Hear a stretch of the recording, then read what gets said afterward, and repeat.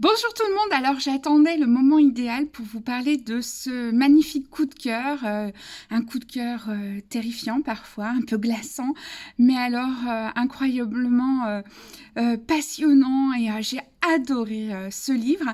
Alors comme c'est bientôt la nuit d'Halloween, je peux enfin vous parler de ce roman. Alors ceux qui sont à la librairie régulièrement savent qu'il y a déjà une vitrine qui est dédiée au livre en ce moment, qu'il y a une pile sur les tables du livre, parce que vraiment, mais alors si j'avais un livre à vous recommander pour cette fin d'année, c'est le livre Dans la nuit d'E.T.A. Hoffmann, voilà, aux éditions du Typhon.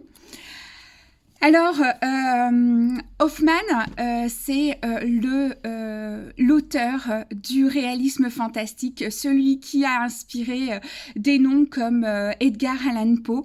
Et là, les éditions du Typhon nous font l'immense joie de faire un recueil de 5 de ses nouvelles. Dont Le Marchand de Sable. Alors, j'ai adoré Le Marchand de Sable, me replonger dans ce conte, ça a été juste une petite merveille. Et donc, 5 contes d'Hoffmann pour redécouvrir son œuvre, redécouvrir le réalisme fantastique, l'étrangeté, le noir, le diable, les contes un peu horrifiques.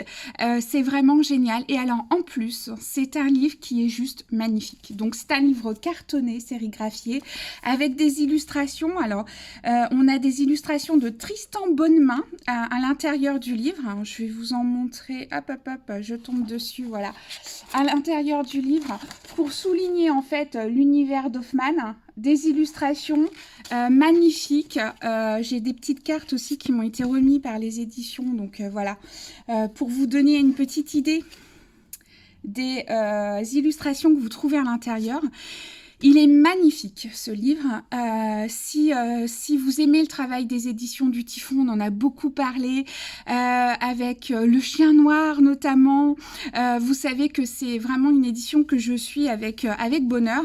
Et là, vraiment, c'est incroyable. En plus, à la fin du livre, à la fin des 5 nouvelles d'Hoffmann, vous avez une postface donc de Elisabeth Lemire et Jacques Cotin pour prolonger en fait cette lecture, redécouvrir en fait, aller plus loin en fait dans l'écriture d'Hoffmann.